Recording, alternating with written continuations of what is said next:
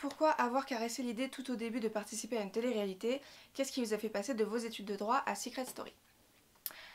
En fait, moi, si j'ai fait une télé-réalité, à la base, c'est la télé-réalité qui est venue à moi, c'est pas moi qui suis allée à elle. C'est Andemol qui avait entendu parler de mon histoire avec mon papa transgenre et qui voulait qu'on fasse l'émission avec comme secret Nous sommes père et fille. Donc, toutes les deux, Brigitte et moi, dans l'émission.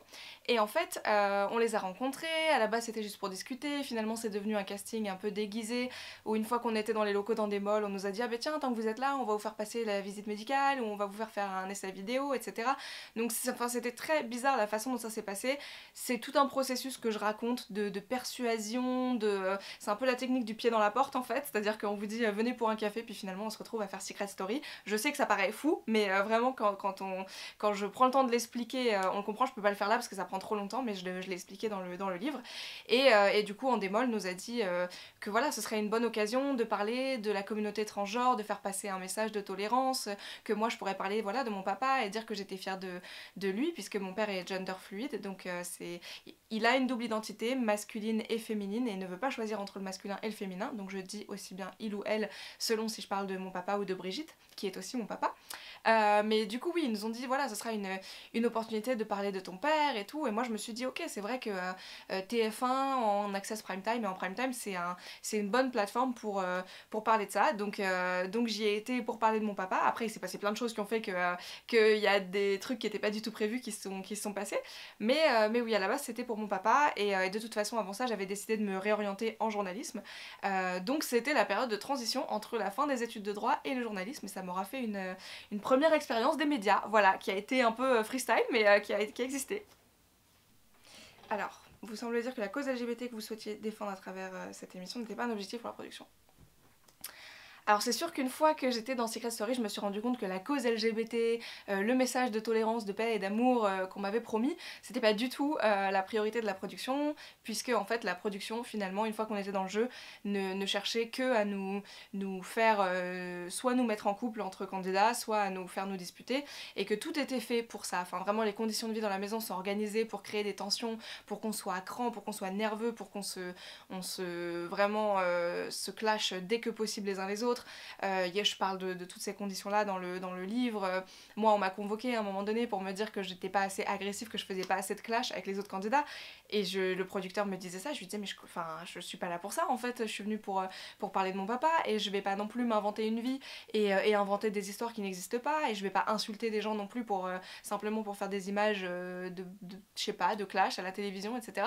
Et non, ça il l'entendait pas. Et puis une fois que quand j'ai parlé de mon secret, on m'a donné genre, oui, 10-15 minutes pendant un prime, et puis c'était tout. Et après, il y a eu des moments où j'en ai parlé avec les candidats, où on avait fait des débats sur le mariage gay, sur l'acceptation des transgenres dans la société, et tout ça, ça n'a pas été diffusé. Et à la place, il y a eu des images voilà, de gens qui pleurent, de gens qui se disputent, qui ont été diffusées.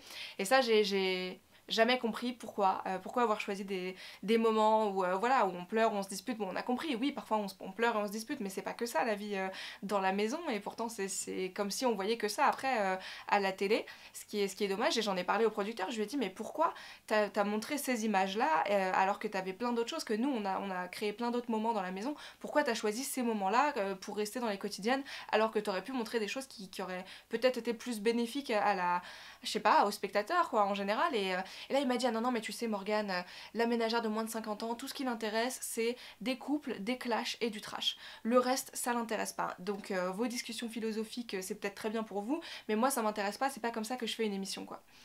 Et donc à partir de là, on se rend compte que peu importe en fait ce qu'on a vécu dans la maison, ce qu'on a essayé de faire, de montrer, de toute façon ils avaient décidé dès le départ qu'ils ne montreraient que des clashs et des couples et des choses comme ça pour faire une émission de télé-réalité qui selon eux contient des bonnes images de télévision, mais c'est pas représentatif quoi de la réalité. Et moi pour mon message pour la communauté transgenre et tout, j'ai dû me contenter de ces petites sessions qui m'ont laissé avoir, mais qui finalement étaient juste En fait, ils se sont vraiment servis de moi pour se donner une légitimité. Parce qu'ils ont besoin dans l'émission prendre des gens qui ont des gros secrets, en tout cas des secrets de vie, des vrais secrets, parce que dans l'émission il y a des gens qui ont des faux secrets, des secrets mécanisés, par exemple nous sommes un faux couple, nous sommes les espions de la voix, etc. Ça c'est des secrets qu'on appelle de la production, on les donne aux gens pour qu'ils aient un secret, mais c'est pas un secret qui concerne leur vie avec une histoire, etc. Et à côté de ça, il y a les candidats comme moi ou comme Sabrina qui a eu une greffe des poumons qui viennent avec un secret de vie qui est réel et qui apporte une histoire et quelque chose qui a en tout cas une portée un peu plus large que juste nous sommes un faux couple. Et donc ils nous prennent, nous, on est les cautions en fait de l'émission, ils nous font parler un peu pour qu'on raconte notre belle histoire, ils font semblant de s'y intéresser et puis en fait une fois qu'on a fini de parler, ils reviennent aux histoires de clash et de couple et c'est ça qui les intéresse vraiment. Et c'est très très rare que les gens qui ont un vrai secret de vie aillent loin dans le jeu puisqu'en fait nous on les intéresse pas tellement pour la dramatisation et tout. Donc c'est assez compliqué, bon ça je m'en suis rendu compte après, c'était trop tard, mais quand même c'était flagrant quoi, que c'était servi de moi pour avoir un genre de bouclier, de caution dans le jeu quoi. Quand je parle des conditions de vie dans la maison, il y a beaucoup de gens qui me disent mais en fait, bon, forcément c'est des conditions qui sont scandaleuses, qui ne sont pas respectueuses de nos droits fondamentaux en tant qu'être humain, quand on nous refuse le fait de voir le médecin en nous disant bah non parce que s'il vient on doit couper les caméras, c'est embêtant, ça nous fait perdre du temps d'image donc on va attendre un peu d'être sûr que ce soit vraiment important. Déjà ça devrait pas arriver. Ensuite voilà les heures CSA qu'on n'a jamais eues, c'est-à-dire que des heures sans enregistrement qu'on est censé avoir 1 ou 2 fois par jour, histoire de pouvoir décompresser un peu en tant qu'être humain, ça on nous les donne pas. L'accès à la psychologue 24h/24 qui est censé être garanti, ça n'est pas vrai non plus. Donc oui, il y a beaucoup de choses qui sont pas du tout respectées. Les douches aussi, on a 30 minutes d'eau chaude à se partager par jour, sachant qu'au début on est 18.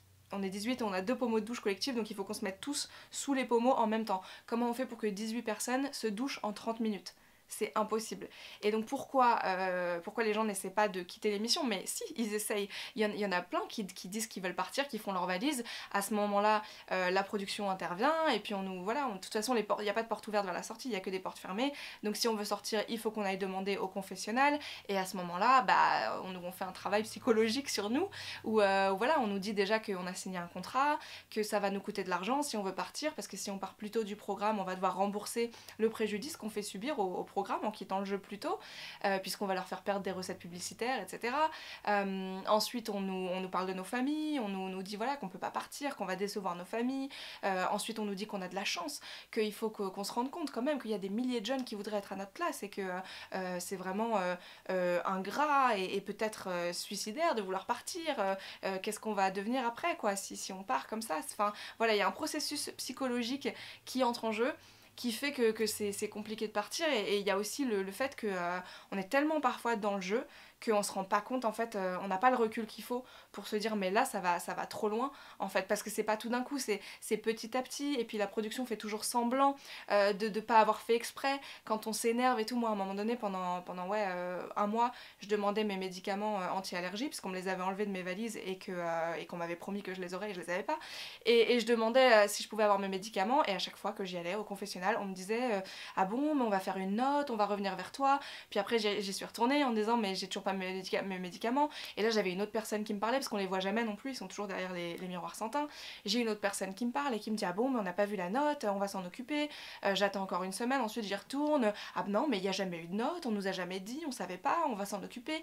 Et donc il y a que des trucs comme ça, on a toujours l'impression que c'est pas fait exprès, c'est un accident et en fait à la fin on se rend compte que si, que tout est fait exprès et que enfin les trucs des médicaments c'est juste qu'ils s'en fichent et que pour eux la priorité c'est d'avoir leurs images de buzz tous les jours et que c'est pas notre santé. Donc ça c'est on va dire c'est une conséquence indirecte, mais ouais, en tout cas, les conditions de vie dans la maison, le fait qu'ils veulent pas appeler le médecin quand on leur demande, le fait que les douches d'eau chaude, ça c'est des trucs, parce qu'il y a des gens après qui ont dû négocier des douches d'eau chaude.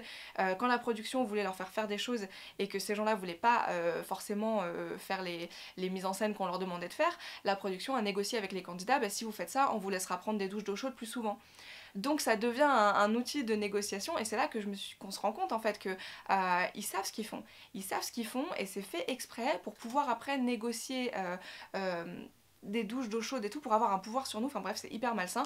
Mais malheureusement, c'est pas évident de partir une fois qu'on est dedans, une fois que le jeu a commencé. Moi personnellement j'avais peur de décevoir mon père parce que j'y étais allée pour lui et donc je voulais pas abandonner finalement après avoir dit que j'allais parler voilà, de nous et essayer de faire passer un message pour la communauté transgenre. Je me disais je peux pas partir en disant ah bah non c'est trop difficile alors qu'après coup, puis voilà on a 20 ans aussi donc on est facilement manipulable et impressionnable. Ce serait aujourd'hui à 29 ans, j'arriverais dans un endroit comme ça, au bout d'une semaine, 10 jours je partirais parce que je me dirais bon alors attends, là vu comment c'est organisé c'est des gens qui n'ont pas de bonnes intentions envers nous, c'est des gens qui ne se soucient pas ni de notre sécurité ni de notre bien-être, donc je pars parce que je peux, enfin voilà ça sert à rien de rester quand on est dans un environnement toxique, mais sauf qu'à l'époque à 20 ans j'avais pas ce recul là quoi. Le succès de la télé-réalité réside essentiellement sur l'intérêt du public pour ces émissions. Avec le recul, quel regard portez-vous sur le public de la télé-réalité? Y a-t-il une sorte de complicité involontaire? Alors ça c'est une question très compliquée parce que je me suis longtemps posé la question en fait de me dire de me demander est-ce que le public est responsable.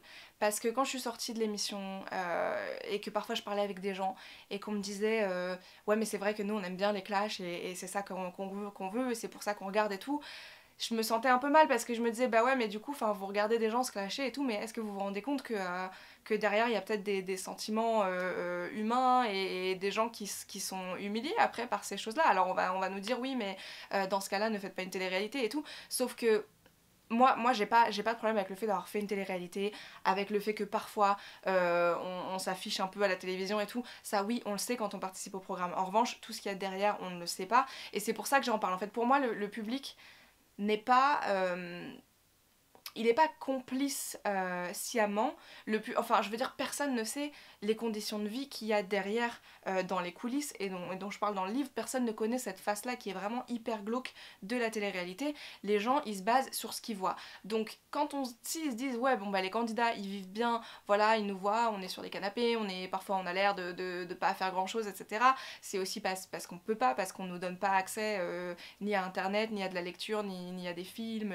Voilà, on n'a pas le droit d'avoir de quoi lire, pas le droit d'avoir de quoi écrire, donc au final qu'est-ce qu'on peut faire à part être assis dans un canapé? On fait un peu de sport, on fait des trucs, on fait à manger, mais au bout d'un moment donné, enfin voilà, c'est comme un confinement, sauf qu'avec des conditions encore plus hardcore parce qu'on n'a pas beaucoup de façons de s'occuper, et c'est fait exprès, c'est pour qu'on passe notre temps à s'engueuler entre nous ou à se mettre en couple, et que voilà, du coup on passe le temps les uns avec les autres et ça fait des histoires à raconter, mais du coup le public ne sait pas tout ce qui se passe derrière, et c'est pour ça que j'en parle, et c'est pour ça que je le dis aussi, parce que le public, loin d'être un complice volontaire, il se fait avoir autant que nous, je pense. Parce que vraiment, quand on entend comment les boîtes de production parlent du public et à quel point ils ont pas de respect pour les spectateurs, c'est choquant. C'est choquant en fait d'entendre les boîtes de production qui, quand elles parlent du public en disant ouais mais les gens ils comprennent rien, il faut leur faire des couples, il faut leur faire des histoires, des clashs et tout, sinon ils comprennent rien. Et ça bon bah c'est navrant, et moi quand j'ai entendu ça, ça me révoltait, et c'est bien pour ça que je me suis opposée à la production pendant presque toute l'émission, et où je leur disais non je vais pas faire ça, je vais pas faire les images trash que vous me demandez de faire, et je vais pas m'abaisser non plus à des comportements parfois dégradants ou égoïstes, voilà, quand on essayait de me faire trahir mes amis pour que j'aille plus loin dans le jeu et tout, et je leur disais non je vais pas faire ça, c'est un mauvais exemple, j'ai pas envie de montrer ça, j'ai pas envie non plus que les gens voient soit des choses trafiquées, soit des choses qui sont que je considère être des mauvais exemples à la télévision, et du coup c'était compliqué, mais moi je me suis dit je vais le raconter un jour, une fois, j'ai fait cet effort, après j'espère que certaines personne et qu'une partie du public fera l'effort aussi de comprendre et de s'intéresser pour pas rester victime de ce qu'on leur montre, et pour pas se faire prendre pour des imbéciles tout le temps, alors que je pense pas que les gens soient des imbéciles quoi. Qu'appelez-vous la mafia du show business? Alors pour moi la mafia du show business c'est toute cette partie du show business très liée à la télé-réalité qui trempe dans des affaires d'argent, parfois au black, qui exploitent en fait au maximum les candidats et la célébrité qu'on leur donne pour se faire de l'argent, parfois de façon malhonnête. En fait, c'est vraiment, la télé-réalité c'est vraiment un business qui est bien mené, et en gros, bon, il y a les boîtes de production qui fabriquent un programme et qui savent très bien qu'elles vont donner de la visibilité à certains candidats. Et en fait, les boîtes de production ne se contentent pas toujours de juste faire leur programme et de donner accès à la célébrité, à certains candidats. Derrière, ils vont continuer à essayer de se faire de l'argent avec la célébrité qu'ils ont eux-mêmes donnée donner aux candidats. Et ils vont faire comprendre aux candidats que plus le candidat va dans leur jeu et fait ce qu'ils veulent, plus après ils vont rappeler les candidats pour d'autres émissions, parce qu'il y a ça aussi. Et quand on sort de la télé-réalité, moi à mon époque, il y avait les bookings en boîte de nuit, où ça on nous fait aller dans des boîtes de nuit, c'est payé au black. Moi on m'a rabattu vers un booker quand j'étais dans l'émission. Le producteur me dit oui, bon bah je vais te mettre en contact avec tel booker, tu vas faire des soirées avec lui, c'est le meilleur, machin et tout. Moi je le connaissais pas. Après du coup la production m'a orientée vers ce booker. C'est moi qui leur ai demandé, je leur ai dit je fais quoi après, je fais quoi à la sortie, comment je fais et tout. Mais c'est la production qui m'a dit on va te filer les contacts de ce booker. Ensuite la production m'a envoyé vers Morandini, Mathieu Delormeau pour faire leurs émissions après, puisqu'on est bankable pendant un certain temps. Donc en fait on se refile les candidats tant qu'ils sont rentables. C'est un petit monde qui marche bien entre eux. Et puis après, du jour au lendemain, on nous laisse tomber, on nous écarte, on nous dit qu'on n'est plus intéressant quand on rapporte plus autant d'argent, qu'on n'est plus aussi bankable. Donc oui, ça pour moi c'est un système qui fonctionne comme une mafia parce que voilà, c'est comment faire de l'argent, comment profiter au maximum de ce business, avec des candidats qui parfois sont complices de ça et qui veulent refaire des téléréalités, donc qui acceptent de se plier à tout. Maintenant il y a les placements de produits sur les réseaux sociaux, avec des candidats qui n'ont qu'un objectif, c'est d'être le plus vu possible à la télévision pour ensuite sortir et faire le plus de partenariats possible, en arnaquant les gens, en leur proposant, en faisant de la pub pour des produits qui sont vendus à 80 € alors qu'ils coûtent 8 € en Chine. Et ça les candidats le savent très bien, mais eux ils prennent leur billet pour faire la pub de ces produits-là. Eux ils sont payés, ensuite ils font la pub et c'est leurs abonnés qui vont dépenser de l'argent en achetant des produits beaucoup trop chers, ça s'appelle du dropshipping, le fait de revendre un produit qui coûte à la base 8 € en Chine et à travers un faux site et un nouveau truc qui ne sont pas faits en général par les candidats, c'est revendu 80 €, sauf que les candidats sont contactés par ces sites-là qui vendent ces objets-là à 80 alors qu'ils sont à 10 € en Chine, et donc on leur dit bah voilà tu nous fais de la pub pour ce produit à 80 balles, on te file un billet, et donc ça les candidats l'acceptent et ils savent parfois largement que ce produit-là ne vaut pas 80 €, mais ils s'en foutent, c'est pas eux qui vont le payer, c'est leur communauté. Donc ils font ce truc-là. Et aujourd'hui, on a quand même la boîte la plus puissante du monde en entertainment et en production, qui est Banijay Endemol-Shine, qui a racheté Shona Events, qui était la boîte qui gérait tous les placements de produits et toute la partie influence des candidats de télé-réalité. Donc maintenant c'est devenu un peu la même boîte, et c'est aussi une boîte qui fait beaucoup de choses à la télévision et qui a des liens avec certaines figures politiques. Donc maintenant on voit des candidats de télé-réalité qui se mettent à faire des opérations avec des figures politiques, donc ça ne s'arrête jamais en fait quoi, et là on va même vers un système où il y a certains candidats qui vont bientôt se politiser, soit ils vont y aller eux-mêmes en politique, soit ils vont vendre leur présence à certains candidats à certaines personnalités politiques pour leur faire de la pub. On a déjà vu que ça commençait avec certaines personnalités politiques. Donc oui, voilà, ça s'arrête jamais. C'est ça que j'appelle la mafia du show business. C'est un monde dans lequel on veut faire de l'argent et on vend en fait, on vend tout et n'importe quoi sous couvert de visibilité, sous couvert d'essayer de profiter au maximum de ça. Et c'est un peu dommage. En tout cas, moi je me suis écartée de ce monde-là parce que c'est pas mon truc, et j'espère que avec ce que je dis, les gens resteront vigilants par rapport à ça et se méfieront parfois de ce qu'on essaie de leur faire croire et de ce qu'on essaie de leur vendre sur les réseaux sociaux. Vous êtes aujourd'hui entre autres journaliste freelance. Quel serait l'angle que vous prendriez en tant que journaliste si vous deviez écrire sur la télé-réalité de 2020 ? J'aime bien cette question, j'adore cette question. Moi si j'étais journaliste aujourd'hui et que je parlais de la télé-réalité, je prendrais l'angle qui va nous tomber dessus à tous, mais c'est en train de se faire mais ça se voit pas trop, et c'est la politisation des candidats de télé-réalité et comment ils en viennent à soutenir certaines figures politiques ou à se politiser eux-mêmes. Et ça c'est pas, on peut se dire que c'est ridicule et que ça n'arrivera jamais, mais attention, qu'est-ce qui s'est passé aux États-Unis ? Trump à la base c'est un mec de la télé-réalité, bon c'est aussi un milliardaire voilà qui a fait plein de business qu'on peut appeler aussi des arnaques, mais bon voilà, c'était à la base un businessman on va dire, qui faisait de la politique, qui a fait une campagne présidentielle pour se faire un coup de pub et qui a été élu. et qui a été élu et qui aujourd'hui ne montre pas spécialement une grande qualité de leader et une capacité à gérer le pays, et même pas du tout. Enfin, je veux dire, voilà, il a fait des choses horribles, il a mis des enfants en prison dans des cages. Aujourd'hui, il y a des enfants qui sont perdus à cause de ça. L'immigration américaine a perdu 3000 enfants. Donc ouais, on peut même parler parfois de crimes contre l'humanité, je pense. Je parlerai pas de... Enfin, si, je vais en parler, j'en ai marre de tout sous-peser. Voilà, sa gestion de la crise du coronavirus, elle est ignoble. Il a pas voulu faire les tests. Et je le sais parce que je vis aux États-Unis. Je sais que c'était impossible d'avoir des tests jusqu'à il y a très peu de temps, qu'il voulait pas qu'on voit les cas de coronavirus, donc il voulait pas tester, etc. Mais c'est pas le sujet. Bref. On voit aujourd'hui qu'aux États-Unis, la personne qui est en place en tant que président, c'est quelqu'un qui vient de la télé-réalité, et en fait c'est ça qui échappe en fait à beaucoup de gens, c'est qu'à partir du moment où on crée des figures médiatiques, on crée un pouvoir. On crée une puissance de conviction. Et aujourd'hui, il y a des candidats qui ont pris énormément de pouvoir parce qu'ils ont pris énormément de célébrité, et certains sont déjà en train de marchander leur visibilité auprès de figures politiques pour faire de la pub à certains politiques. Et là, on est en train de tout mélanger, en fait, et ça va, enfin ouais, ça va échapper en fait à tout contrôle. C'est déjà pratiquement le cas. Mais regardez, pendant la crise du coronavirus, on a Brigitte Macron qui a fait une opération de communication avec Nabila pour l'appeler, pour la remercier d'avoir fait un don de 10 000 € à l'hôpital public. Alors, le don de 10 000 € c'est très bien. Faire une opération de communication entre Nabila et Brigitte Macron où c'est vraiment mis en scène, ça se voit, y a quelqu'un qui filme Nabila, c'est cadré plan large, il y a quelqu'un qui la filme, elle est sur son canapé en train d'attendre le coup de fil, ça se voit que c'est une opération de communication. Au passage, Nabila qui vit à Dubaï et qui ne paye pas d'impôts en France, comme beaucoup de candidats de télé-réalité qui sont partis vivre à Dubaï, donc c'est très bien de faire un don de 10 000 € à l'hôpital public, mais tout en étant évadé fiscal, c'est compliqué.